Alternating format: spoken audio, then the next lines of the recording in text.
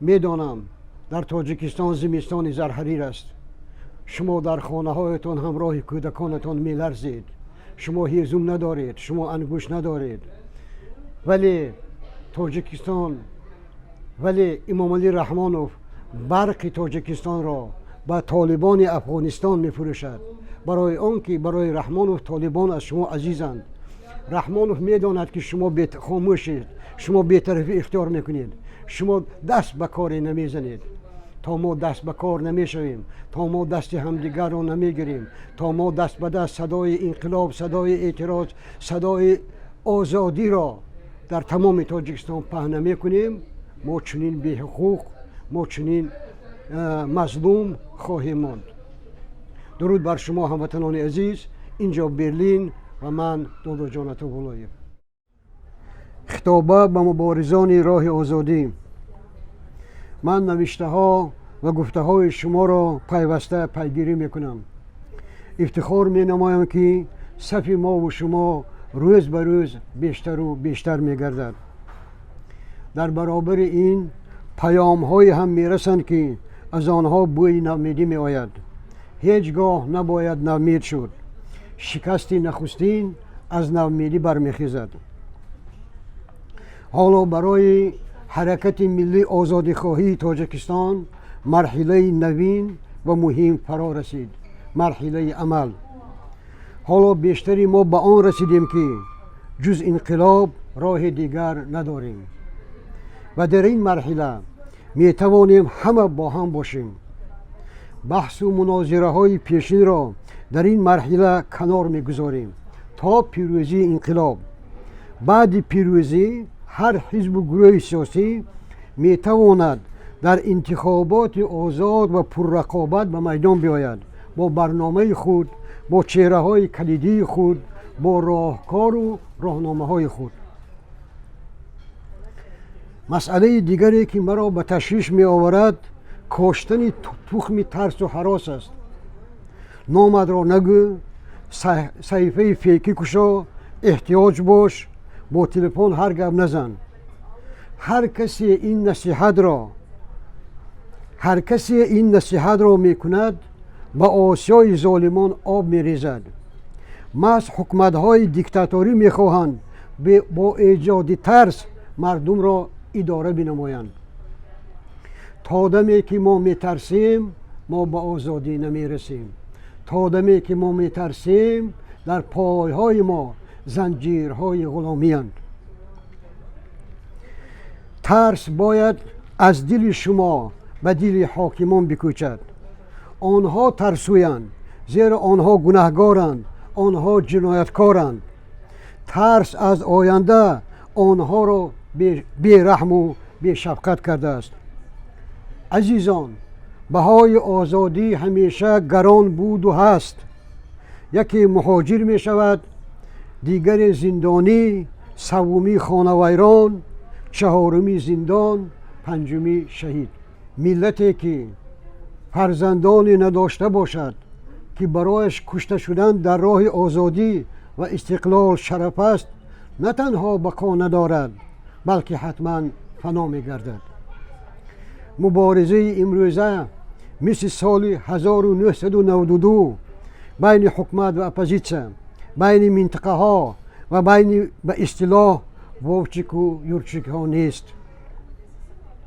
حالا مبارزه ملت با یک خانواده و یک دسته اوباشان است.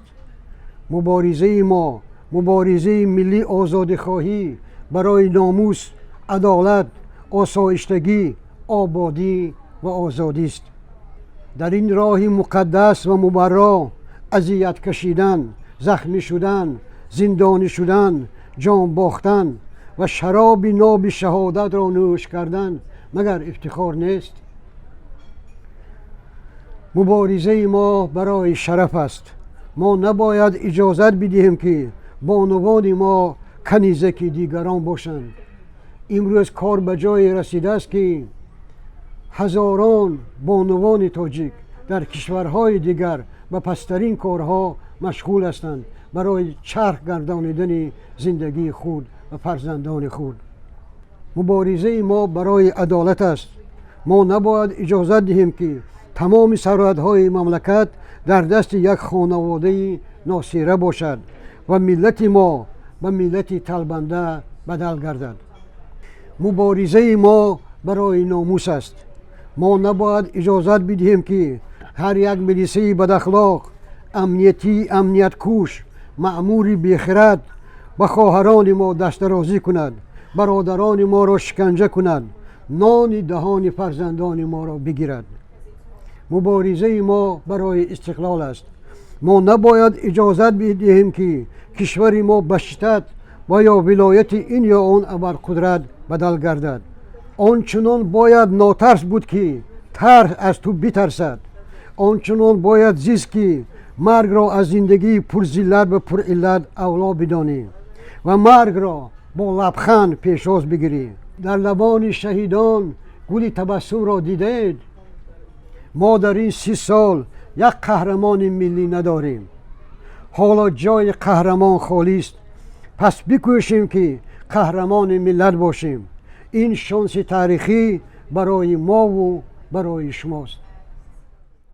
همسنگران عزیز، ما با یک گروه متخصصان، کارشناسان و شخصیت‌های پرتجربه یک راهکار، یک برنامه انقلابی تئور کردیم که در برنامه‌های آینده ما آنها را نوبت به نوبت، دوره به دوره به شما پیشنهاد میکنیم. حالا 10 قدم اول انقلاب. یکم، بناهای بلندترین از گذاشتن یک خیش سر می شوند. خشت خود را گذارید تا قصر ملی انقلاب را بسازیم. دوم، ترس را در خود کشتن و به خدای خود توکل کردن. سوم، از شعاری از دست من چی می آید دست کشیدن. چهارم، آموختن نیک گفتن. نیک گفتن برای آبونه مجبوری، نیک گفتن برای پاره، نیک گفتن برای بیانیه دادن برای مخالفان، نیک گفتن برای خبرکشی، نیک گفتن برای همکاری با پلیس و امنیتی ها. پنجم، هر جنایت و حماقتی را میبینید به تلفن ثبت کنید و به مخالفانی که اطمینان دارید بفرستید. ششم، هر قدم مأموران و مسئولان دولتی را کنترل کنید. نامش، ادرسش، رفتار و کردارش، جنایت و خیانت‌هایش. هفتم، از خدمت شرکت هایی که به خانواده امام علی رحمانوف دخل دارد دست کشید. این روی خط را روزهای نزدیک نشر خواهیم کرد. هشتم، گروه های 2-3 نفره سازید و در بین خویشاوندان و همسایه ها از جنایت های رژیم بگویید. از دوست به دوست، از خویش به خویش، از همسایه به همسایه. نهم، قطعیاً با نمایندگان مقامات همکاری نکنید. اگر شما را مجبور میکنند یا خبری دروغ دهید یا به گپشان سر جنبانید و برعکس همان کار را کنید. دهم، روی خط خبرکشان و بوزها را رسانه‌ای کنید. آنها را به معرکه و مراسم ها دعوت نکنید. آنها را رد معرکه اعلان کنید. و باید در تمام شهرستان ها، روستاها، شهرهای تاجیکستان پیش راهی همین خبرکشان را ما گیریم. هموطنان عزیز، همسنگران عزیز، میگویند که پس از رنگ سیاه رنگ دیگر نیست.